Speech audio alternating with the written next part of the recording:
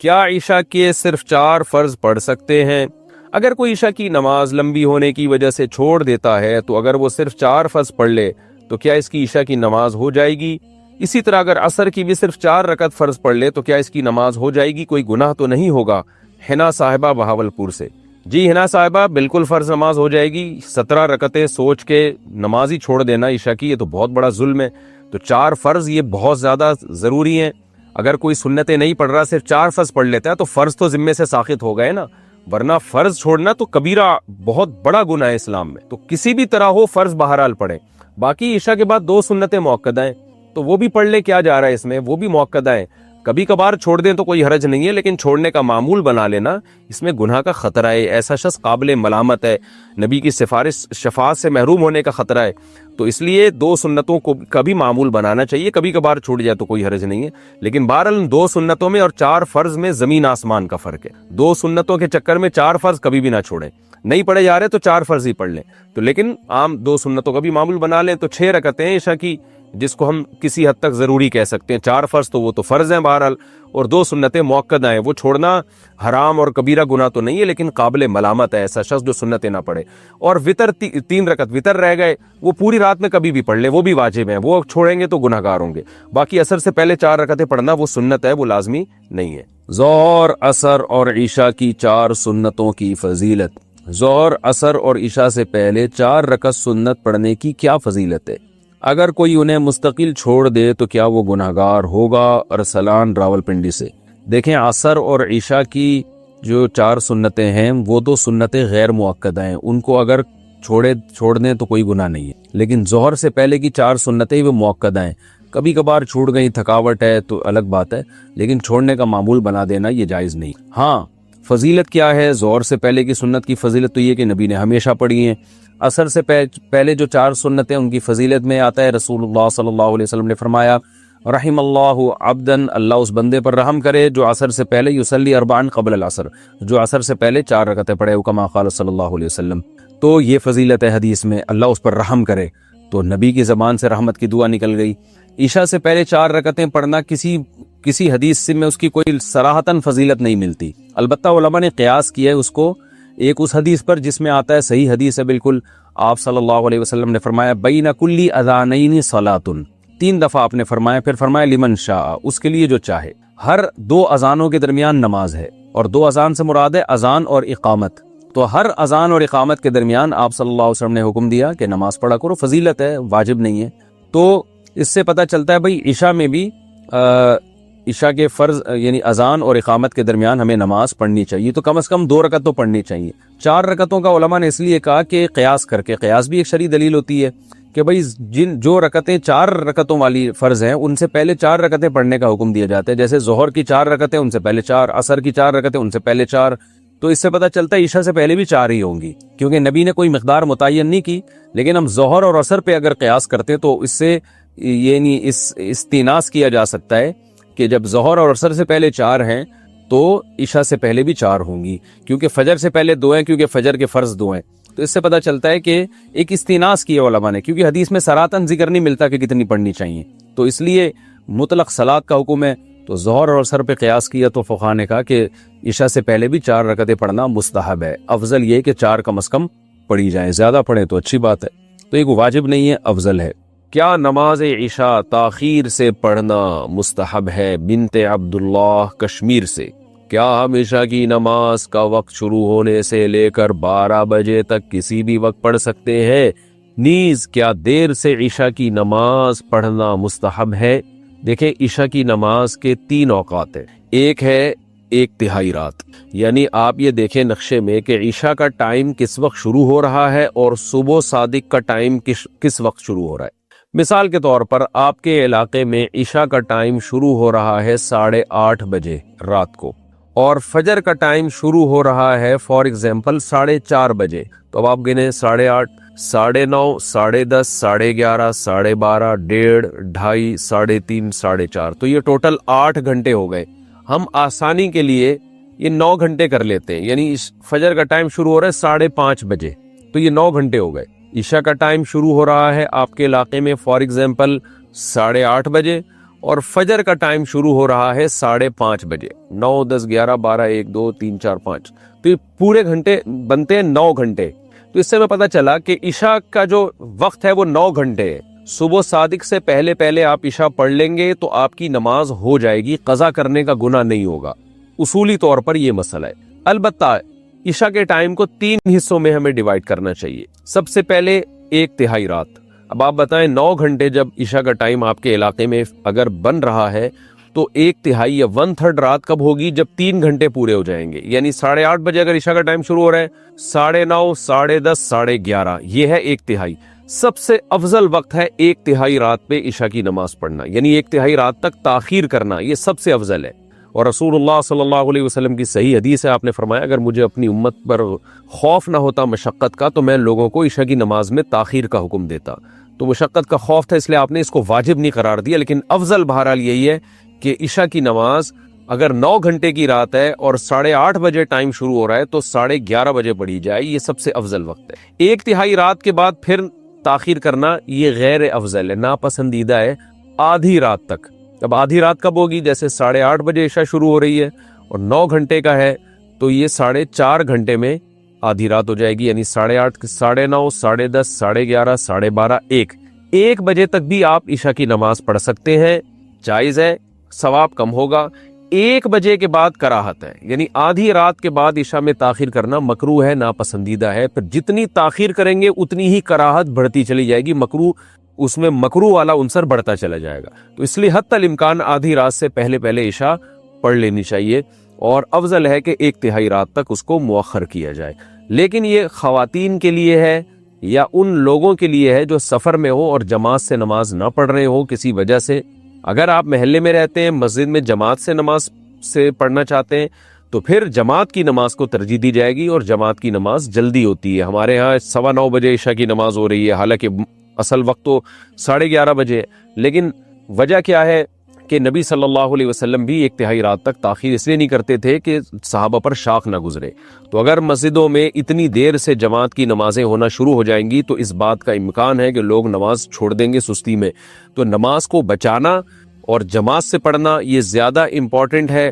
آپ انفرادی نماز پڑھیں 1/3 رات تک مؤخر کرنے سے, یعنی انفرادی طور پر 1/3 رات تک مؤخر کرنے سے افضل ہے کہ آپ جلدی پڑھ لیں مگر جماعت سے پڑھیں. تو جماعت چھوڑنا بہرحال مسجد کی جائز نہیں ہے. تو مسجدوں میں جس ٹائم پہ نماز ہو رہی ہو آپ نے وہی نماز پڑھنی ہے اسی ٹائم پہ, چاہے وہ جلدی ہو رہی ہو چاہے وہ دیر سے ہو رہی ہو, تاکہ جماعت کی فضیلت نہ چھوٹے آپ سے. جماعت سے نماز پڑھنا چونکہ واجب ہے, نہیں پڑھیں گے گناہگار ہوں گے. اور اگر انفرادی پڑھنی ہو کسی عذر سے تو پھر بہتر یہی ہے, جیسے خواتین تو انفرادی پڑھتی ہیں گھروں کے اندر, تو پھر بہتر یہی ہے کہ 11:30 بجے تک مؤخر کیا جائے. لیکن یہ بھی اس خاتون کے لیے افضل ہے جس میں نیند کا بہت زیادہ غلبہ نہ ہو اور یہ بھی خطرہ نہ ہو کہ اتنی دیر سے سونے میں فجر قضا ہونے کا خطرہ نہ ہو. تو اگر خطرہ ہے, آپ کو یہ ڈر ہے کہ نیند کا غلبہ ہو جائے گا, سستی ہو جائے گی, تو بھائی پھر بہتر یہی ہے کہ وقت داخل ہوتے ہی پڑھ لیا کرے. جیسے ہی وقت داخل ہو پڑھ لے تاکہ قضا ہونے کا خطرہ ختم ہو جائے. عورت کی ڈیلیوری کے وقت ہسپتال میں مرد ہوتے ہیں اور ڈاکٹر بھی مرد ہوتے ہیں, اس بارے میں بتائیں کیا یہ صحیح ہے؟ کہاں سے صحیح ہو گیا بھائی, ایک حیا کی بات ہے.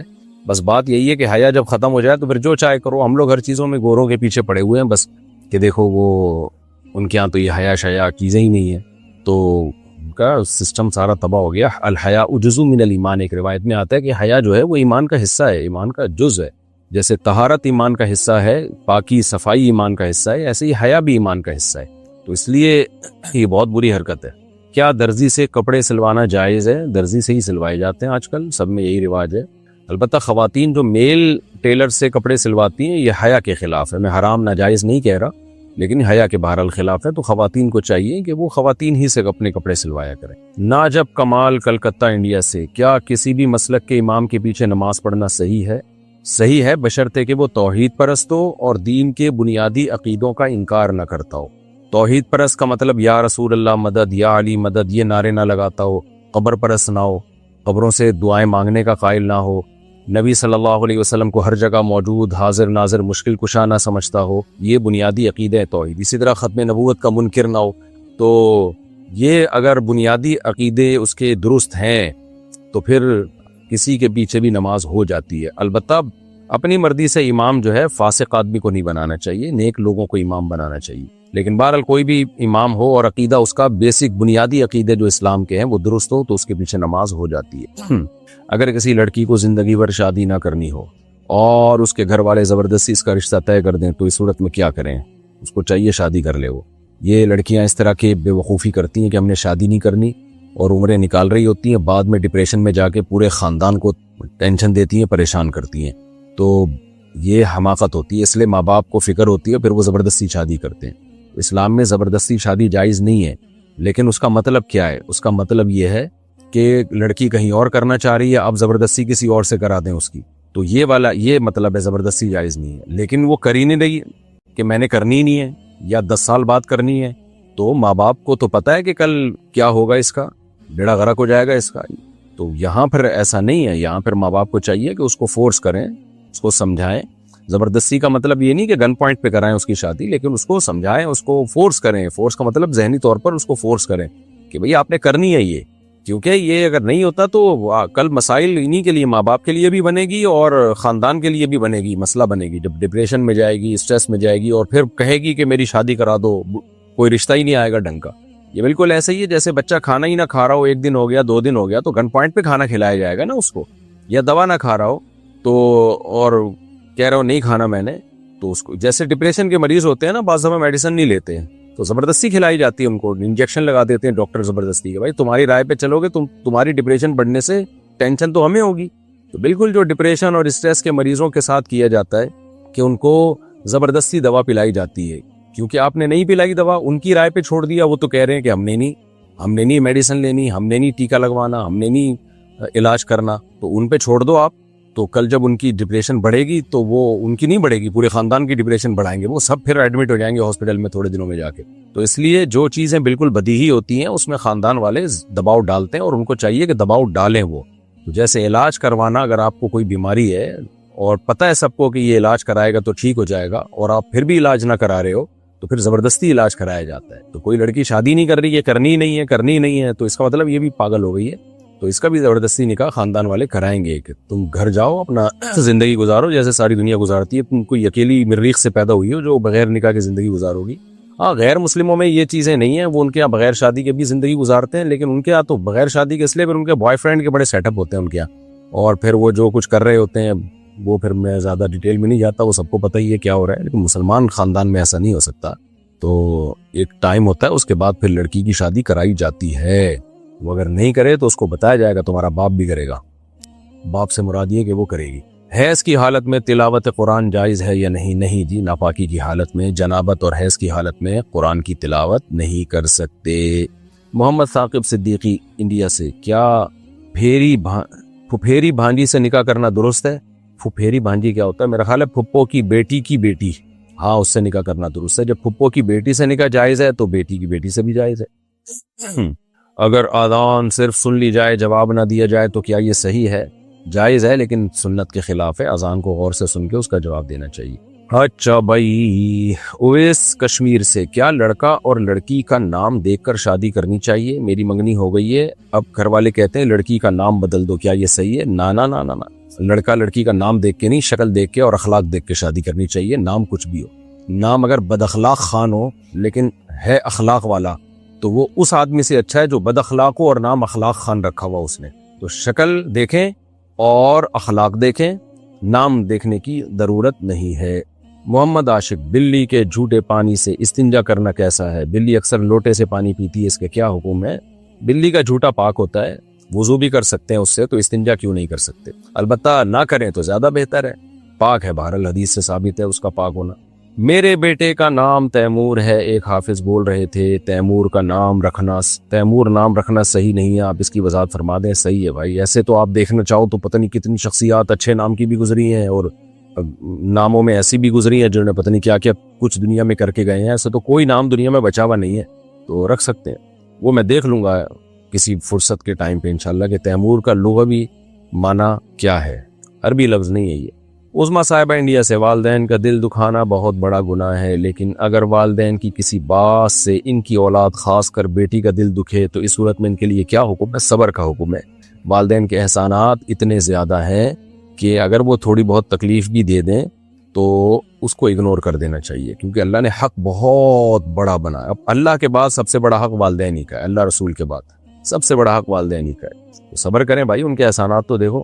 مفتی صاحب میں ایک ہاؤس وائف ہوں، ماشاءاللہ ماشاءاللہ بہت ہی مصروف رہتی ہوں. کیا میں ہر نماز میں صرف فرض پڑھ سکتی ہوں؟ کیا یہ صحیح ہے؟ نہیں، صحیح نہیں ہے. سنت مؤکدہ آپ کو پڑھنی پڑے گی. اتنی مصروفیات کے نمازی کے لیے ٹائم نہیں نکل رہا، یہ ٹھیک نہیں ہے. سنت مؤکدہ، سنت کی دو قسمیں، غیر مؤکدہ جیسے عصر سے پہلے کی 4 سنت ہے یا عشاء سے پہلے کی سنت ہے. لیکن جو مؤکدہ سنتیں ہیں وہ نماز ہی کا حصہ ہیں. نماز کا حصے کا مطلب یہ نہیں کہ ان کو نہیں پڑھا تو فرض نہیں ہوگا، فرض تو ادا ہو جائے گا بہرحال، لیکن اس طور پہ نماز کا حصہ ہے کہ نبی صلی اللہ علیہ وسلم نے جب بھی فرض پڑھے ہیں ان کے ساتھ وہ سنتیں پڑھی ہیں، اور وہ سنتیں الگ سے نہیں پڑھی جاتی. اس سے پتہ چلتا ہے کہ وہ نماز ہی میں اس لحاظ سے وہ نماز کا حصہ ہیں. مثال کے طور پر آپ نے فجر کی نماز اگر نہیں پڑھی، اللہ نہ کرے، تو اشراق پڑھنے سے اشراق ہو جائے گی. لیکن اگر فجر کی نماز آپ نے نہیں پڑھی تو فجر کی 2 سنتیں پڑھنے سے 2 سنتیں بھی نہیں ہوں گی، کیونکہ وہ تو فرض کے وجہ سے ہیں. ظہر کی 4 سنتیں آپ نے ظہر کے فرض پڑھے، 4 سنتیں نہیں پڑھی، تو پھر 4 سنتیں آپ نے ظہر کی 4 سنتیں پڑھی اور 4 فرض نہیں پڑھے، تو وہ 4 سنتیں بھی نہیں ہوں گی، کیونکہ وہ تو ظہر ہی کی تابع تھے، ظہر کی وجہ سے ہیں. تو پتہ چلتا ہے کہ یہ جو 4 سنت ظہر کی اور 2 سنت اور مغرب کی 2 سنت، یہ اسی کی وجہ سے ہیں جی. نماز کے ساتھ نبی نے ہمیشہ پڑھی ہیں. تو نماز کی تکمیل جب ہی ہوگی جب یہ سنت مؤکدہ بھی اس کے ساتھ پڑھی جائیں. ہاں کبھی بہت زیادہ تھکاوٹ ہو، کہیں جلدی ہے یا کچھ ایکسٹرا آرڈینری کوئی تھکاوٹ ہو رہی ہے تو پھر چھوڑی جا سکتی ہیں، لیکن چھوڑنے کا معمول بنا لینا یہ بالکل ٹھیک نہیں. کیا وضو کیے بغیر قرآن کا ترجمہ پڑھ سکتے ہیں؟ کیا نل سے وضو کرتے وقت جو پانی ضائع ہوتا ہے اس کا حساب دینا ہوگا؟ جی، ترجمہ قرآن کا بغیر وضو پڑھ سکتے ہیں. جب تلاوت بغیر وضو کے کر سکتے ہیں تو ترجمہ کیوں نہیں پڑھ سکتے؟ البتہ قرآن مجید کو بغیر وضو کے ہاتھ لگانا جائز نہیں ہے. باقی نل سے وضو کرتے ہوئے جو پانی ضائع ہوتا ہے اس کا حساب دینا ہوگا. جی ہاں بالکل بھائی، نل سے بھی پانی ہی نکل رہا ہے نا، دھواں تو نہیں نکل رہا، تو وہ بھی پانی ہے. اور کوئی بھی نعمت اللہ کی جب آپ ضائع کریں گے تو اس کا حساب دینا ہوگا. لوگ کیا کرتے ہیں، نل کھول کے بیٹھ جاتے ہیں، اس کے بعد آستینیں چڑھا رہے ہوتے ہیں. یہ کوئی طریقہ تو نہیں ہے.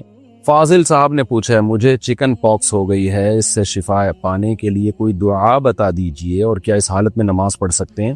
میں دعا کرتا ہوں اللہ تعالیٰ آپ کو شفائے کامل عاجل عطا فرمائے. اب دعا یہی ہے، یہی دعا آپ بھی پڑھ لیا کریں. اللہ مجھے شفا عطا فرما، اسأل اللہ العظیم رب العرش العظیم ان یشفیہ، آپ ان یشفینی یہ الفاظ پڑھا کریں. اسأل اللہ العظیم رب العرش العظیم ان یشفینی، یہ دعا پڑھا کریں. ورنہ اردو میں اللہ سے 2 رکعت پڑھ کے دعا مانگ لے. باقی اس حالت میں نماز پڑھ سکتے ہیں، پڑھنا فرض ہے، ہر قیمت پہ نماز پڑھنا فرض ہے. میدان جنگ میں، جہاد میں نماز چھوڑنے کی اجازت نہیں، تو چکن پاکس میں کہاں سے اجازت ہوگی؟ البتہ یہ ضرور ہے، چکن پاکس میں چہرے پہ اگر دانے ہیں اور ڈاکٹر نے وضو سے پانی لگانے سے منع کیا ہے، کیونکہ پانی سے میں نے سنا ہے کہ وہ دانے بہت خراب ہو جاتے ہیں. بہرحال پوری تحقیق تو آپ کو ڈاکٹر ہی بتائے گا. تو پھر ایسی صورت میں تیمم کی گنجائش ہے. موحد زید، اچھا بھائی، باقی زید مشرک ہیں کیا؟ خیر جی، موحد زید صاحب ہردوئی سے کہتے ہیں، کیا میت کے بعد تیجا یا 40واں کرنا چاہیے یا نہیں کرنا چاہیے؟ اس کی کوئی شرعی حیثیت نہیں ہے. اللہ کے رسول صلی اللہ علیہ وسلم نے ہمیں میت کے احکام جو بتائے ہیں اس میں تیجے 40واں کا کہیں تذکرہ نہیں ملتا. بس کسی کا انتقال ہو جائے، غسل کفن دے کے دفنائیں اور اس کے لیے دعا کریں، اور ساری زندگی دعا کرتے رہیں حسب توفیق. جب اللہ توفیق دے صدقہ خیرات کریں میت کی ایصال ثواب کے لیے. کیا تبرک کھا سکتے ہیں؟ یہ تبرک کھانے کا ہے کیا؟ تبرک کا کیا مقصد ہے آپ کا؟ تو خالی لفظ سے تو مجھے نہیں پتہ چل رہا کہ آپ کی کیا مراد ہے. تو آپ اپنے سوال کو ذرا واضح کریں کہ کیا کھانا چاہتے ہیں آپ، اس کے بعد میں آپ کو بتاؤں گا کہ کھا سکتے ہیں کہ نہیں کھا سکتے. بعض دفعہ کسی بزرگ کا جھوٹا کھا لیا جاتا ہے کہ برکت کے لیے، تو جائز ہے. باقی اعمال کو فوکس کرنا چاہیے. اصل میں برکت آتی ہے اعمال سے. جادو اور نظر سے بچنے کے لیے کیا سورہ بقرہ روزانہ پڑھ سکتے ہیں؟ جی بالکل، سورہ بقرہ رقیہ حدیث سے آتا ہے. رقیہ کہتے ہیں جو بھی شیاطین اور جنات سے حفاظت کے لیے. تو لیکن آپ ویسے قرآن کی روزانہ تلاوت کریں، پہلا پارہ دوسرا پارہ 30 دن میں قرآن ختم کر لیا کریں، کیونکہ روزانہ آپ سورہ بقرہ ہی پڑھیں گے تو باقی قرآن رہ جائے گا آپ کا. اور رقیہ کے لیے کبھی کبھار سورہ بقرہ پڑھ لی، لیکن کنٹینیوسلی آپ قرآن الحمد سے لے کے والناس تک ختم کیا کریں تاکہ پورا قرآن ختم ہو. اور کبھی کبھار سورہ بقرہ پڑھ لی. اور روز جو معمول جنات اور جادو سے بچنے کے لیے وہ سورہ فلق اور سورہ ناس، قل هو اللہ احد، سورہ فلق، سورہ ناس، یہ 3 صورتیں رات کو پڑھیں اور اپنے اوپر دم کر لیا کریں. پھونک ماری اور پورے جسم پہ ہاتھ پھیر لیا. یہ زیادہ آسان پیکیج ہے. کن الفاظ سے طلاق ہو جاتی ہے تفصیل سے بتا دیں۔ دیکھیں طلاق کی دو قسمیں ہیں۔ طلاق کا مطلب کیا ہوتا ہے؟ مرد اپنی بیوی کو اپنے نکاح سے ختم کرتا ہے، اپنی نکاح سے جدا کرتا ہے۔ تو اللہ نے مرد کو یہ رائٹ دیا ہے، یعنی اس کے پاس یہ طاقت اور قدرت ہے کہ جب عورت اس کے نکاح میں آئے گی تو وہ جب چاہے اس نکاح کو ختم کر سکتا ہے۔ کر سکتا ہے کا مطلب یہ نہیں کوئی اچھا کام ہے کر دینا چاہیے۔ نبی صلی اللہ علیہ وسلم نے فرمایا حلال چیزوں میں سب سے زیادہ ناپسندیدہ اللہ کی نظر میں طلاق ہے، لیکن یہ کام مرد کر سکتا ہے۔ عورت کے پاس ڈیورس کا رائٹ نہیں ہے۔ اور خلا کا رائٹ ہے کا مطلب کیا ہے؟ خلا کا حق ہے، اس کا مطلب یہ ہے کہ عورت شوہر سے خلا کا یعنی طلاق کا مطالبہ کر سکتی ہے یا نکاح کو ختم کرانے کا مطالبہ کر سکتی ہے، کوئی ضرورت اگر اسے ہو۔ بغیر ضرورت کے تو مطالبہ بھی حرام ہے اس کے لیے، لیکن بہرحال مطالبہ کر سکتی ہے اگر اس کو شوہر پسند نہیں ہے، تو وہاں بھی شوہر ہی نکاح ختم کرے گا۔ میں بار بار بتاتا رہتا ہوں کہ یک طرفہ خلا جو عدالتوں میں چل رہا ہے اس کی شرعی کوئی حیثیت نہیں۔ ہاں شوہر ظلم کر رہا ہے اور وہ ایسی نوعیت کا ظلم ہو جو نکاح فسخ کرنے کا ذریعہ بن سکتی ہو، تو پھر کورٹ کے ذریعے نکاح ختم کرایا جا سکتا ہے۔ آج کل ظلم ثابت بھی نہیں ہوتا، بس عورت کو شوہر پسند نہیں ہے، یا چھوٹی موٹی غلطیاں تو ہر گھر میں ہو رہی ہوتی ہیں، کچھ کوتاہیاں شوہر کی طرف سے، کچھ بیوی کی طرف سے، لیکن جو ہے وہ عورت پھر بھی اس سے وہ کورٹ میں کیس کر کے یک طرفہ خلا لے لیتی ہے، اس کی کوئی شرعی حیثیت نہیں ہے۔ چاروں اماموں کے نزدیک وہ خلا باطل ہے، قرآن و سنت کے مطابق وہ خلا باطل ہے۔ چاروں اماموں نے اس لیے کہا ہے کہ قرآن و سنت میں اس والے خلا کا جو آج کل چل رہا ہے اس کی کوئی حیثیت نہیں۔ اس پہ میں تفصیلی کلپ ریکارڈ کروا چکا ہوں، دلائل سے بہت کچھ کہہ چکا ہوں اس پہ میں۔ تو مرد کو اللہ نے یہ رائٹ دیا ہے کہ طاقت دی ہے کہ وہ جب چاہے نکاح ختم کر سکتا ہے۔ تو دو طرح کے الفاظ ہیں، ایک تو وہ الفاظ ہیں نکاح ختم کرنے کے جو کسی سوسائٹی میں اس کا مطلب نکاح ختم کرنا ہی ہو، جیسے انگلش میں ڈیورس کا لفظ ہے، اس کا سیدھا سیدھا مطلب ہی یہی ہے کہ نکاح ختم کر رہا ہوں۔ اردو اور عربی میں طلاق کا لفظ ہے، اس کا مطلب ہی یہی ہے کہ نکاح ختم کر رہا ہوں۔ تو ایسے الفاظ کو طلاق کے بارے میں صریح الفاظ کہا جاتا ہے۔ صریح کا مطلب کہ ان کا اب عرف میں یا اس زبان میں یا کلچر میں نکاح ختم کرنے کے علاوہ کوئی اور مطلب ہے ہی نہیں۔ تو ایسا لفظ جب بھی استعمال کیا جائے گا تو شریعت نے ہمیں ایک اصول بتایا، قرآن سے ثابت ہے، الطلاق مرتان، کہ الطلاق مرتان کا پورا ترجمہ کیا ہوگا کہ وہ الفاظ جو کسی زبان میں نکاح ختم کرنے ہی کے لیے استعمال ہوتے ہیں وہ الفاظ تم 2 دفعہ استعمال کر سکتے ہو۔ تو 2 دفعہ استعمال کے بعد تمہیں یہ رائٹ ہے کہ چاہو تو رجوع کر لو، چاہو تو چھوڑ دو۔ تو الطلاق کا مطلب طلاق نہیں ہے، اس میں ڈیورس کا لفظ بھی آ گیا، حالانکہ وہ تو طلاق کا لفظ نہیں ہے۔ تو طلاق چونکہ عربوں میں نکاح ختم کرنے کے علاوہ کسی اور معنی میں استعمال ہی نہیں ہوتی تھی جب بیوی کی طرف وہ نسبت کرتے تھے، تو یہاں الطلاق مرتان کا مطلب قرآن میں کیا ہوگا کہ اب میں اس کا وہ ترجمہ کر رہا ہوں جو اس کا اصل مفہوم ہے۔ الطلاق مرتان وہ لفظ جو کسی زبان میں نکاح ختم کرنے کے علاوہ کسی اور معنی میں یوز ہی نہیں ہوتا، وہ لفظ تم 2 دفعہ استعمال کر سکتے ہو۔ فَإِمْسَاكٌ بِمَعْرُوفٍ أَوْ تَسْرِيحٌ بِإِحْسَانٍ۔ 2 دفعہ استعمال کرنے کے بعد تمہیں یہ رائٹ ہے کہ تم رجوع بھی کر سکتے ہو اور چاہو تو چھوڑ بھی سکتے ہو۔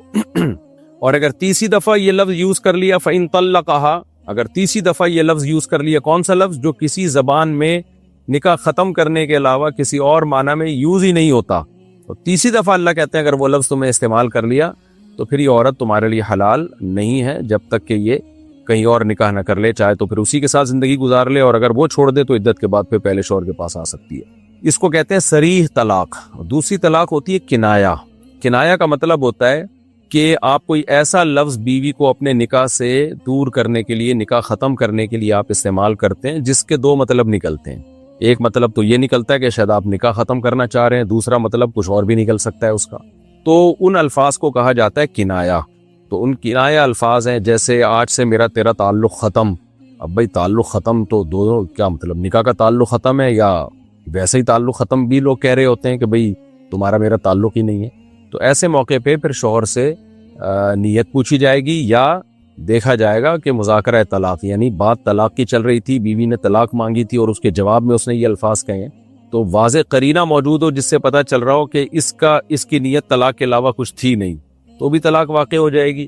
اور اگر اس کی واضح قرینہ تو نہ ہو لیکن یہ خود دعویٰ کرے کہ میری نیت طلاق کی تھی تو بھی طلاق واقع ہو جائے گی۔ تو ایسے کنایہ الفاظ کی بھی پھر 2 قسمیں ہیں۔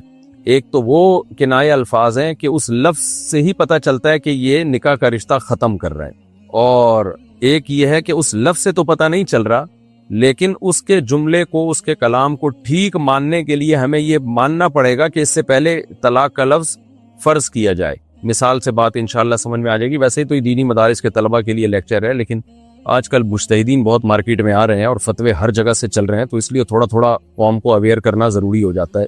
اب دیکھو اس کی مثال ایسے ہے، جیسے ایک آدمی نے بیوی کو کہہ دیا آج سے میرا تیرا تعلق ختم، اور نیت اس کی یہی تھی کہ میں نکاح ختم کر رہا ہوں، اور وہ دعویٰ کرتا ہے کہ بھئی میری نیت یہی ہے کہ نکاح ختم کر رہا ہوں، تو پھر ایک طلاق واقع ہوگی اور طلاق بائن ہوگی۔ بائن کا مطلب رجوع کا حق نہیں ہوگا، کیونکہ تعلق ختم کا مطلب یہی ہے کہ اب نکاح میں نے ڈسکنیکٹ کر دیا، ختم، تو رجوع کا حق بھی نہیں ہے اب مجھے، اس نے اپنے رجوع کے حق کو خود ہی ختم کر دیا ہے۔ اور دوسرا طریقہ کنایا کا یہ ہے کہ آپ نے کوئی ایسا لفظ استعمال کیا کہ جس کے دو مطلب تو نکلتے ہیں، لیکن اگر ہم اس سے طلاق کا مطلب مراد لیں تو وہ لفظ بذات خود طلاق کے لیے نہیں ہوتا، بلکہ اس لفظ کو درست ماننے کے لیے ایک اور چیز فرض کرنی پڑے گی، طلاق کا جملہ فرض کرنا پڑے گا۔ اس کی مثال ایسے ہے، جیسے ایک آدمی اپنی بیوی سے کہتا ہے کہ اعتدی، یعنی تو عدت گزارنا شروع کر دے بس۔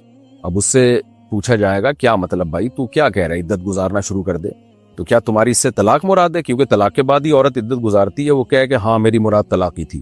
تو اب یہاں عدت گزارنا شروع کر دے یہ لفظ ایسا لفظ نہیں ہے کہ جو نکاح کے رشتے کو ڈسکنیکٹ کر رہا ہے۔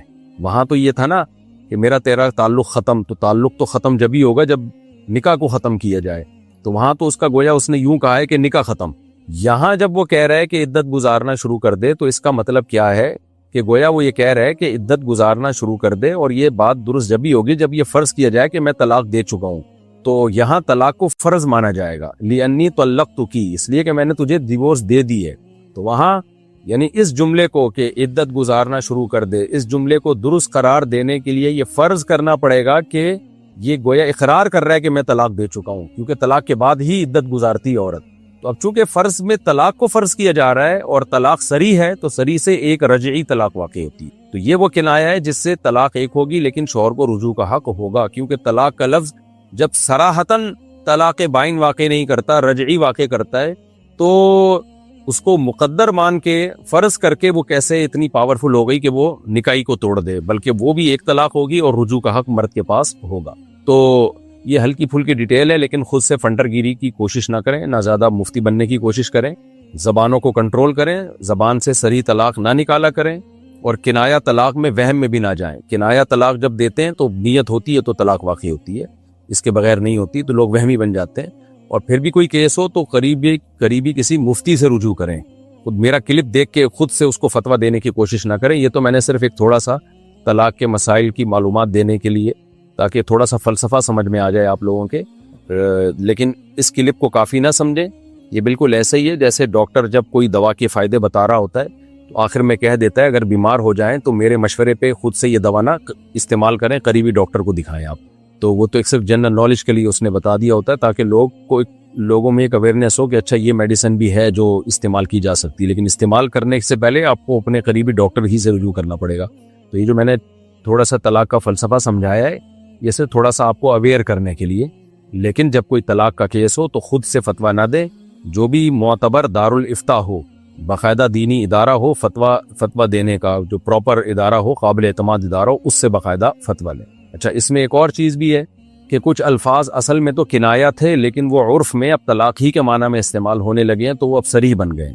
جیسے لفظ حرام، بیوی کو کوئی کہتا ہے تو مجھ پہ حرام ہے، تو صحابہ کے دور میں یہ لفظ طلاق کے لیے نہیں تھا، بلکہ یہ قسم کے معنی میں تھا کہ گویا قسم اٹھا لی ہے کہ اب میں تیرے قریب نہیں آؤں گا، اور تو اس میں قسم توڑنا پڑتی تھی، یعنی قسم توڑ کے اس کا کفارہ ادا کرنا پڑتا تھا۔ لیکن ہمارے عرف میں جو لفظ حرام ہے یہ قسم کے لیے نہیں ہے بلکہ طلاق ہی کے لیے۔ اگر کوئی بیوی کو کہہ دے تو مجھ پر حرام ہے تو ایک طلاق واقع ہوگی، اور حرام کے لفظ میں چونکہ گاڑھا پن بہت ہے، شدت بہت ہے، تو اس سے طلاق بھی ایک ہوگی، لیکن وہ ہوگی بھی رجعی نہیں ہوگی بلکہ نکاح ٹوٹ جائے گا۔ اس وجہ سے کوئی اگر اپنی بیوی کو کہہ دیتا ہے نا تو مجھ پہ حرام ہے، ایک طلاق سے نکاح ختم ہو جائے گا۔ اچھا بھائی، آزاد کے لفظ میں کیا ہوتا ہے؟ آزاد کے لفظ بھی کچھ مواقع ایسے ہیں جن میں آزاد سے طلاق ہی مراد ہوتی ہے، اور کچھ مواقع ایسے ہیں جن میں لفظ آزاد استعمال کرنا کنایا میں داخل ہو جائے گا۔ جیسے اگر کوئی اپنی بیوی کو کہتا ہے تو میرے نکاح سے آزاد ہے، تو یہاں تو صاف صاف طلاق ہی مطلب ہے، تو یہاں ایک طلاق رجعی واقع ہو جائے گی، کیونکہ آزاد کا لفظ اب عرف میں ایسے موقع پہ نکاح ختم کرنے ہی کے لیے استعمال ہوتا ہے. تو یہ صریح طلاق بن گیا ہے، میرے نکاح سے آزاد ہے یا تو مجھ سے آزاد ہے، ایسے موقع پہ کوئی کہہ دے. اور اگر مطلق آزاد کا لفظ استعمال کرتا ہے، جا تو آزاد ہے، تو یہاں بیسیوں مطلب ہے. بھائی جا تو ہو سکتا ہے کہہ رہا ہو کام کاج سے آزاد ہے، یا تو میری پابندیوں سے آزاد ہے. تو اس لیے لفظ آزاد کا استعمال جب بھی استعمال ہوگا تو فوراً طلاق کا فتویٰ نہیں دیا جائے گا اس میں، بلکہ اس میں دیکھا جائے گا.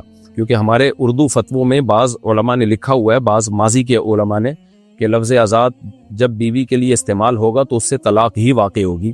خوب سمجھ لیں یہ اس زمانے کے عرف کے لحاظ سے لکھا ہے. ماضی قریب میں یہ عرف بن چکا تھا کہ جب کوئی اپنی بیوی کو کہتا تو آزاد ہے تو اس سے طلاق ہی مراد ہوتی تھی. لیکن ہمارا عرف اب یہ نہیں ہے. لوگ لفظ آزاد بیسیوں معنی میں استعمال کر رہے ہوتے ہیں. جا تو آزاد ہے یعنی جو چاہے کر، اس معنی میں بھی ہوتا ہے. تو ہمیشہ ہی اب طلاق کے معنی میں استعمال نہیں ہوتا. تو جب تک کوئی 2 اور 2 4 کی طرح واضح قرینہ نہیں ہوگا کہ اس کی مراد طلاق ہی تھی، اس وقت تک ہم یہی کہیں گے کہ لفظ آزاد بھی اب کنایہ میں داخل ہے. تو ہاں کچھ مواقع ایسے ہیں جس میں یہ کنایہ نہیں ہے، بلکہ اس میں وہ عرف بن چکا ہے کہ وہ طلاقی کے معنی میں استعمال ہوتا ہے. تو خیر فنٹر نہ بنے، آپ مفتی نہ بنے، ایسے مبہم الفاظ استعمال ہی نہ کریں بیوی کے لیے. اور اگر ہو جائیں تو پھر کسی مفتی سے پوچھیں، ریلائبل دینی ادارے سے پوچھیں، وہ آپ کو فتویٰ دیں گے. اور وہمی پھر بھی نہ بنے.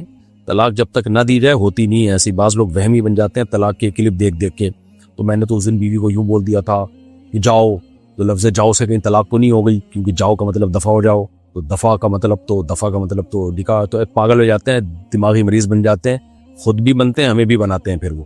تو وہمی نہ بنے. بس ہم لڑکی والوں سے سادگی سے شادی کا کہہ رہے ہیں، لیکن وہ اس پر راضی نہیں ہو رہے. صورت میں ہم کیا کریں؟ آپ لڑکے والے ہو اور لڑکی سے ڈرتے ہو، ابھی سے ڈر رہے ہو، ابھی سے دب رہے ہو، بعد میں تیرا کیا ہوگا کالیا.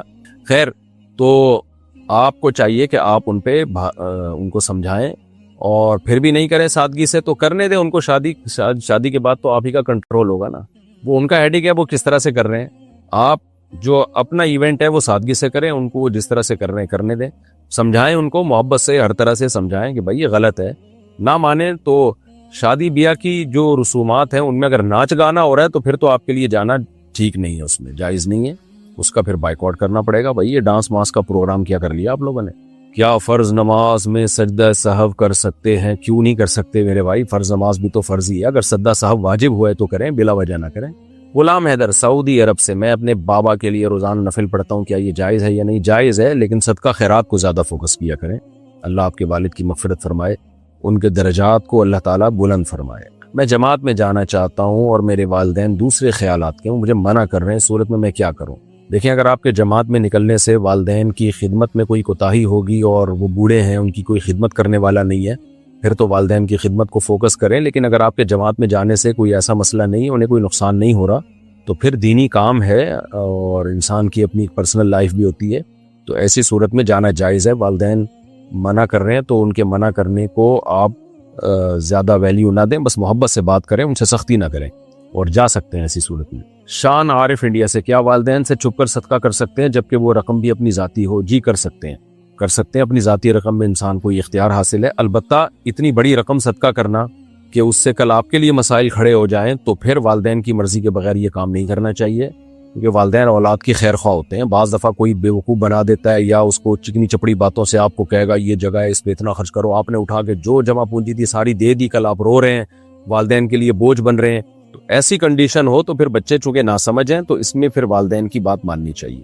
قرآن نے بھی کہا ہے کہ فَإِنْ آنَسْتُم مِّنْهُمْ رُشْدًا فَادْفَعُوا إِلَيْهِمْ أَمْوَالَهُمْ، کہ وراثت کا مال بچے کو بالغ ہوتے ہی اس کے حوالے نہیں کیا جائے گا، بلکہ بچہ جب سمجھدار ہو جائے پھر اس کا مال اس کے حوالے کیا جائے گا. تو بعض دفعہ بچوں کے پاس 17-18 سال کے وہ ہو چکے ہوتے ہیں، بالغ بھی ہو چکے ہوتے ہیں، لیکن ابھی ناسمجھ ہوتے ہیں. اتنی بڑی اماؤنٹ آ جاتی ہے، اتنی بڑی اماؤنٹ آئی اور پتہ چلا پوری اماؤنٹ اٹھا کے انہوں نے صدقہ کر دی. تو ماں باپ کو پتا ہوتا ہے یہ اپنا بیڑا غرق کرے گا، اس طرح سے جو ہے یہ آئندہ زندگی گزارنا اس کے لیے مشکل ہو جائے گی، لوگ صدقہ خیرات کے نام پہ اس سے مانگتے رہیں گے. تو ایسی صورت میں اللہ نے باپ کو ولی بنایا ہے کہ باپ کو یہ رائٹ ہے کہ وہ بچے کو روکے بچے کے مال کے تحفظ کے لیے. اور اللہ نے یہ قرآن میں کہا ہے کہ بالغ ہوتے ہی انسان میں پیسہ خرچ کرنے کی سمجھ پیدا نہیں ہوتی ہے، لہذا ایسے ناسمجھ بالغوں کے حوالے ان کا مال نہیں کیا جائے گا تاکہ وہ ضائع نہ کر دیں، بلکہ وہ دیکھا جائے گا جب وہ میچور ہو جائیں تو میچور ہونے کے بعد ان کی دولت اور ان کا مال ان کے حوالے کیا جائے گا. آج دیکھ لیں 18 سال کے لونڈے لپاڑے کمانے لگے ہیں، اور کما کے پھر کرتے کیا ہیں؟ وہ چرس میں اڑا دیتے ہیں، عیاشی میں اڑا دیتے ہیں، اور اتنا بڑا صدقہ کر دیتے ہیں بعض دفعہ جوش میں آ کے کہ کل پھر لوگوں سے بھیک مانگتے پھر رہے ہوتے ہیں۔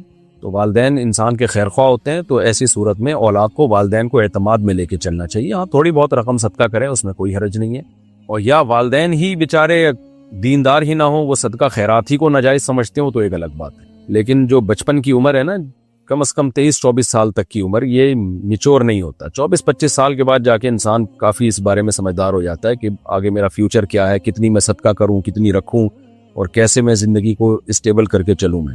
اچھا بھائی، احمد سراج، میں ایک ایسے آفس میں کام کرتا ہوں جو بینک کے لیے پراپرٹی ویلیویشن کا کام کرتے ہیں۔ بینک ان کی بتائی ہوئی پراپرٹی ویلیویشن پہ سودی قرض فراہم کرتی ہے۔ ایسے آفس میں کام کرنا جائز ہے یا نہیں؟ میرا تو یہی خیال ہے کہ یہ براہ راست تعاون ہی ہے ایک طرح کا، کیونکہ بینک کیا کرتا ہے کہ بھئی کسی کو سودی قرضہ دینا چاہتا ہے بینک، تو بینک نے یہ شرط لگائی ہوئی ہے کہ ہم قرضہ آپ کو جب دیں گے جب آپ یہ پراپرٹی خرید رہے ہو، تو ہمیں پتہ چلے کہ یہ پراپرٹی ہے کتنے کی، تو آپ اس پراپرٹی کی ویلیو نکال کے بتاتے ہو بینک کو کہ یہ اتنی کی پراپرٹی ہے، اور بتانے کا مقصد یہی ہوتا ہے تاکہ بینک اس کو سودی قرضہ دے۔ تو میری رائے میں یہ کام ٹھیک نہیں ہے، لیکن پھر بھی آپ کسی قریبی بڑے دارالفتہ سے، جامعۃ الرشید سے یا دارالعلوم کرنگی سے آپ تحریری فتویٰ لے لیں تو زیادہ اچھا ہے۔ میرے پاس اگر بھیج دیں تحریری فتویٰ تو بھی ٹھیک ہے۔ ہمارا ایڈریس ہے Mufti Tariq Masood, block ST 10 sector 10 north Karachi, Alfalahia مسجد، یہاں بھیج دیں، کیونکہ ریٹن میں جب کوئی سوال آتا ہے تو اس پہ پراپر وے میں تحقیق کرنا آسان ہو جاتا ہے میرے لیے۔ تو ریٹن میں جب کوئی سوال آتا ہے نا، تو ریٹن میں جواب لکھنے میں انسان کا معیار بہت اونچا ہوتا ہے، تو اس میں میں بھی میں بھی اس پہ انشاءاللہ غور کر لوں گا۔ سر دست آپ فوری طور پہ فتویٰ لینا چاہیں تو دارالعلوم کرنگی یا جامعۃ الرشید یا اور کسی ایسے دینی ادارے میں آپ بھیج سکتے ہیں۔ محمد فیروز، سعودی عرب سے، کسی کے ادھار پیسے واپس کیسے لوٹاؤں؟ میں 4 سال سے انہیں ڈھونڈ رہا ہوں، لیکن ان کا پتہ وغیرہ کچھ بھی میرے پاس نہیں۔ ان کے پیسے آپ محفوظ کر لیں، انشاءاللہ ایک نہ ایک دن آ جائیں گے۔ اور اگر بالکل ہی نا امید ہو جائیں کہ اب ناممکن ہے اس بندے کا پتہ چلانا، پوری ایڑی چوٹی کا پہلے تو زور لگا لیں، تو پھر بھی کوئی ساری امیدیں جب بالکل ختم ہو جائیں تو پھر آپ ان کے کسی ریلیٹیو، جو ظاہر ریلیٹیو کا پتہ چل جائے تو ان کا بھی پتہ چل جائے گا، نہ وہ مل رہے ہیں نہ کوئی ریلیٹیو مل رہا ہے، تو پھر اتنی رقم آپ ثواب کی نیت، ان کی طرف سے ثواب کی نیت سے صدقہ کر سکتے ہیں۔ صدقہ کرنے سے بہتر ہے رکھ لیں، بس جب آ جائیں دے دیں، جب مرنے لگیں تو پھر بتا دینا بھائی اتنی رقم فلاں کی تھی، مجھے ملا نہیں تو یہ رقم صدقہ کر دو۔ کیا یوٹیوب پر آنا جائز ہے؟ جائز ہے، کیا مسئلہ ہے اس میں؟ کس کے لیے؟ خواتین کے لیے اگر بات پوچھی جا رہی ہے تو جوان عورت کے لیے بے پردہ ہو کے کہیں بھی آنا درست نہیں ہے، پردے کے ساتھ آنے کی گنجائش ہے۔ کیا بچے کی پیدائش پر شوہر کا بیوی کو تحفہ دینا واجب ہے؟ نہیں، واجب نہیں ہے، لازم نہیں ہے۔ اچھا بھائی، مفتی صاحب مجھ سے گناہ ہوا ہے، گھر پر لڑائی ہوئی تھی اور میری امی نے قرآن کا واسطہ دیا تو میں نے غصے کی حالت میں قرآن پھاڑ دیا، استغفر اللہ۔ میرے بھائی کوئی ہلکا کام کر لیا کرو، خدا کے بندو، تو سوال پڑھتے ہوئے بھی آدمی کپ کپانے لگتا ہے۔ مجھے بتائیے میں کیا کروں؟ آپ ایمان کی تجدید بھی کریں اور خوب گڑ گڑا کے اللہ سے توبہ استغفار کریں، کلمہ بھی دوبارہ پڑھیں، اور اگر آپ شادی شدہ ہیں تو نکاح کی تجدید بھی کریں، آپ نئے مہر کے ساتھ زوجہ سے دوبارہ نکاح بھی کریں اور توبہ کریں اللہ تعالیٰ سے، اللہ تعالیٰ معاف کرنے والا ہے۔ فیروز شیخ، سعودی عرب سے، بیوی سے اظہار محبت کس طرح کریں؟ میں کوئی بھائی آپ کو، اللہ آپ کو نیک صالح توفیق عطا فرمائے۔ میں سعودی عرب میں رہتا ہوں، فون پر حال چال تو پوچھ لیتا ہوں لیکن محبت کا اظہار نہیں کر پاتا۔ نبی کریم صلی اللہ علیہ وسلم کا بیوی سے اظہار محبت کا کوئی طریقہ بتا دیں۔ دیکھیں، محبت کا اظہار کرنا چاہیے، لیکن ہر ایک کے اظہار کا طریقہ دوسرے سے مختلف ہوتا ہے۔ کچھ لوگ گفٹ دے کے اظہار کر لیتے ہیں، کچھ زبان کے ڈائلاگ ہوتے ہیں۔ اچھا، خواتین جو ہے نا منہ کے فائر کو زیادہ ویلیو دیتی ہیں۔ شوہر اگر منہ سے ڈائلاگ نکالتا ہے آئی لو یو، میں تم سے محبت کرتا ہوں، اس سے ایسے میاں سے زیادہ انسپائر ہوتی ہیں۔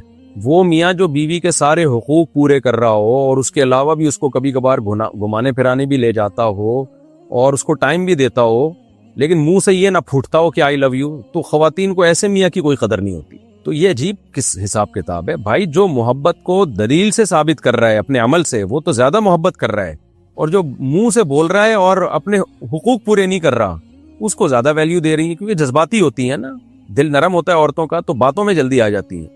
تو اس لیے میں خواتین سے بھی کہوں گا کہ آپ کا میاں اگر آپ کے بیسک حقوق پورے کر رہا ہے اور مناسب ٹائم بھی آپ کو دیتا ہے، کبھی کبھار آؤٹنگ پہ بھی لے کے نکل جاتا ہے اور کچھ جیب خرچی بھی دے رہا ہے آپ کو، تو اب اس کو آئی لو یو کہنے کی ضرورت ہے نہیں، یہ آپ سے محبت کر رہا ہے، اور اگر وہ آئی لو یو پہ ٹرخا کے رکھا ہوا ہے، اس نے بیسک حقوق پورے نہیں کر رہا، تو وہ آئی لو یو سے کچھ نہیں ہوتا پھر۔ بہرحال بیوی سے محبت کا اظہار آئی لو یو کے ذریعے یا کسی بھی طریقے سے کرنا چاہیے۔ نبی صلی اللہ علیہ وسلم امی عائشہ، حضرت عائشہ رضی اللہ تعالیٰ عنہ جو ہماری ماں ہے، ان سے کیسے محبت کا اظہار کرتے تھے۔ حضرت عائشہ فرماتی ہیں میں برتن میں جس جگہ منہ لگا کے پانی پیتی تو آپ صلی اللہ علیہ وسلم برتن گھماتے، اسی جگہ اپنے ہونٹ مبارک رکھتے اور پھر اس سے پانی پیتے۔ یہ بھی محبت کے اظہار کا ایک طریقہ ہے۔ تو وہ آپ بہتر جانتے ہیں آپ اپنی بیگم سے کیسے محبت کا اظہار کریں۔ اس میں ہر عورت کی مزاج مختلف، ہر آدمی کا مزاج مختلف، اور ہر سوسائٹی کا کلچر دوسری سوسائٹی سے الگ ہوتا ہے۔